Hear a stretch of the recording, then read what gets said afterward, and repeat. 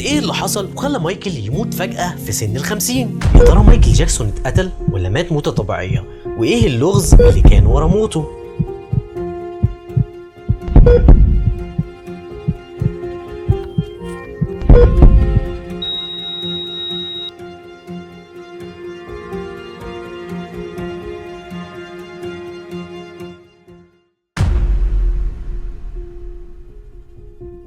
في 5 يونيو 2009 الساعة 12:03 اتصل بالإسعاف قائد الحرس الخاص بمايكل جاكسون وقال لهم إن في شخص مش قادر يتنفس وفقد الوعي، وبوصول الإسعاف يكتشفوا إن الشخص ده كان مايكل جاكسون. بس تعالوا نحكي عن قصة مايكل جاكسون وبداياته وإيه اللي حصل له من الصغر. تابعوا معانا عشان كل تفصيلة هنحكيها ليها علاقة بسبب وفاته. في 1958 اتولد مايكل جوزيف ويلتر لأسرة فقيرة مكونة من أب و6 أولاد و3 بنات، وكان الأب عنيف مع أولاده لدرجة إن هو كان بيضربهم. وفي أول الستينات يلاحظ الأب إن في 3 من أولاده صوتهم حلو وبيعرفوا يغنوا، فقرر إن هو يعمل فرقة بأولاده ال3 جاكي وتيتو وجيرماين، وبقوا بيغنوا في الأماكن العامة والنوادي، وكان جيرماين هو الوحيد اللي بيغني في الفرقة. وفي 1963 ينضم للفرقة أخوهم الصغير مايكل، ومع الوقت انضم ليهم أخوهم الخامس مارلون، وبقت الفرقة اسمها جاكسون 5. وبالرغم إنهم كانوا شاطرين ومحققين نجاحات كبيرة، ولكن أبوهم فضل يعاملهم نفس المعاملة، لدرجة إن مايكل من كتر ما كان بيخاف من أبوه أول ما كان بيسمع صوته كان بيغمى عليه وبيرجع. وفي 1967 مايكل يبقى هو قائد الفرقة مكان جيرماين، ويبقى فتحة خير على الفرقة كلها. وفي سنة 69 يعملوا أجمد أغنية ليهم وقدروا بيها يحققوا نجاح باكتساح، لدرجة إن هم حققوا بيها نجاحات كبيرة وخدوا المركز الأول في المبيعات عشان الأغنية باعت 1,000,000 نسخة، وبقوا من أكبر 5 فرق في أمريكا. ومن هنا تبدأ الحكاية. أبوهم جوزيف لما لقى مايكل سبب نجاحهم فاداله هرمونات عشان يحتفظ بطبقة صوته، بحيث إن مايكل لما يكبر صوته ما يخشنش، لأنه كان شايف لو صوت مايكل يخشن الفرقة ممكن تقع منهم. ومش بس كده، ده كمان حرمه إنه يعيش طفولته، ضرب وإهانة وشغل طول الوقت. في السبعينات مايكل ينفصل عن الفرقة وبقى يألف أغانيه ويعمل أول ألبوم ليه بعنوان اوف ذا وول. في سنة 1984 يعمل إعلان لشركة بيبسي، وأول ما يطلع على المسرح الألعاب النارية تشتغل وتمسك النار في دماغه، ويقع مايكل جاكسون من على المسرح وينكسر ظهره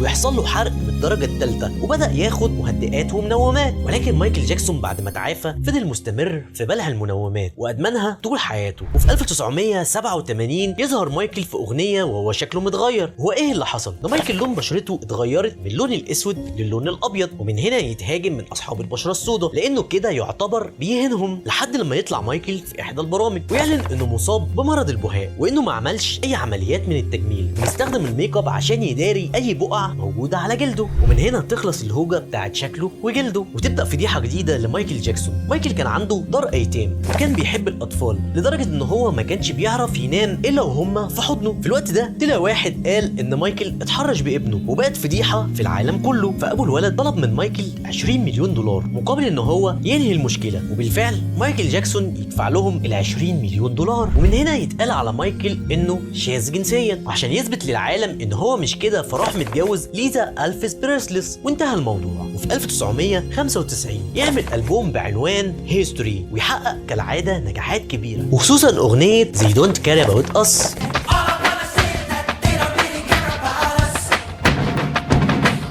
وتمتنع كل القنوات عن إذاعة الأغنية لأن هي كانت بتتكلم عن الفاشية والنازية واليهود، ويتقال على مايكل إنه معادي للسامية. وبعد جوازه بسنة يطلق ليزا مراته ويتجوز من ممرضة أمراض جلدية ويخلف منها بنت وولد. وفي 1999 يطلقها. وفي الألفينات تحصل مشكلة بينه وبين شركة سوني الشركة المنتجة لألبوماته، لأنها ما عملتش أي دعاية للألبوم الخاص بيه والألبوم فشل. فيقرر مايكل بجمع محبينه ويعمل مظاهرة ضد شركة سوني. ومن هنا الشركة عشان تحل المشكلة قرروا ان هم يرفضوا ماتولا الرئيس التنفيذي لشركة سوني، وبالفعل تنتهي المشكلة وبقى في عداوة بين مايكل وماتولا. بعدها ظهرت قالت ان مايكل اتحرش بابنها اللي عنده السرطان، ومن هنا مايكل راح للشرطة وسلم نفسه. وبتفتيش بيت مايكل لقوا ان في مجلات اباحية في اوضة نومه، وان الكمبيوتر الخاص بيه عليه سيرش لمواقع شذوذ. بس لما رفعوا البصمات من على المجلات لقوها مش بصمة مايكل، وكمان لقوا السيرش اللي على الكمبيوتر الخاص بيه كان في وقت ما كان مايكل في ألمانيا. وتطلع ماتولا اللي كانت رئيس تنفيذي لشركه سوني هي اللي لبست مايكل الحوار، وياخد مايكل البراءه بعد محاكمه سنتين. وفي اواخر الثمانينات جيرماين اخو مايكل يدخل الاسلام ويغير اسمه من جيرماين لمحمد عبد العزيز، ويحاول يدخل اخواته في الاسلام. ويختفي مايكل عن الاضواء لمده 11 شهر، ويسافر ويعيش مع اخوه محمد في البحرين. وفي 2009 يظهر مايكل ويعلن ان هو هيلف العالم عشان يعمل اخر 40 حفله ليه في تاريخه، وعنوان الجوله هيكون باسم This is it. ويرجع مايكل لامريكا عشان يستعد للبروفات. في الوقت ده يظهر جيرماين ويعلن عن وفاه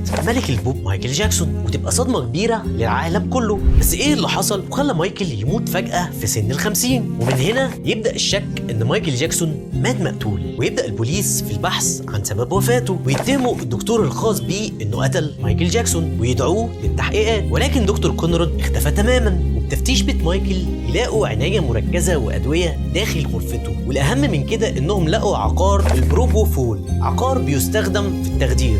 بيستخدموه الأطباء في تخدير المرضى عند العمليات، ومفيش حد يقدر يستخدم العقار ده إلا بإذن طبيب التخدير. وبعد 48 ساعة يظهر مستر كونراد الدكتور الخاص بمايكل جاكسون ويتحقق معاه، ويقول للبوليس إن مايكل ما كانش بيعرف ينام، فكان يوميا بيروح له البيت عشان يحقنه بمهدئات. في اليوم ده مايكل كالعادة ما كانش عارف ينام، فراح الدكتور حقنه بكذا جرعة مهدئات، ولكن الجرعات ما قدرتش إن هي تأثر على مايكل وتنيمه. فقال الدكتور إن مايكل جاكسون طلب منه إنه يحقنه بعقار البروبوفول، وبالفعل يحقنه بالعقار المخدر، ويدخل مايكل في النوم. ولكن بعد دقيقتين يرجع الدكتور ويلاقي مايكل بيطلع في الروح. في الوقت ده البوليس حب يراجع مكالمات الدكتور كونراد، فلقوا ان هو ما رجعش لمايكل بعد دقيقتين، ولكن رجع بعد 40 دقيقة. تشريح الجثة لقوا ان مايكل واخد 5 أضعاف جرعة المخدر، مش زي ما قال دكتور كونراد ان حقن مايكل جرعة واحدة بس. وبمواجهة كونراد قال ان مايكل هو اللي حقن نفسه بالجرعات دي، وانه بريء من اي تهمة. طب ازاي مايكل كان نايم وحقن نفسه؟ اكيد كان فيه حاجة غلط. وبمراجعة الكاميرات لقوا ان الدكتور دخل بشنطة وخرج من غيرها، ولما لقى مايكل بيطلع في الروح فضل يلم حاجات كتيرة وخباها. ولما البوليس لقى الشنطة لقوا جواها كميات كبيرة من عقار البروبوفول. وكمان لاحظوا ان الدكتور كونراد لابس سلسلة عليها علامة الماسونية، واللي بترجعنا لحكاية اغنية زي دونت كير اباوت اس، لان كان مايكل بيتكلم فيها عن الفاشية والنازية واليهود. في ناس قالت ان مايكل اتقتل بسبب دخوله في الاسلام، والشكوك كانت كتيرة عن سبب وفاة مايكل جاكسون بحكايات وقصص كتير. في النهاية الدكتور كونراد اتسجن لمدة 4 سنين بتهمة القتل الخطأ، واتسحب منه مزاولة المهنة. تنسوش تعملوا شير ولايك وتقولوا لنا ايه رأيكم في القصة. اشوفكم الحلقة الجاية.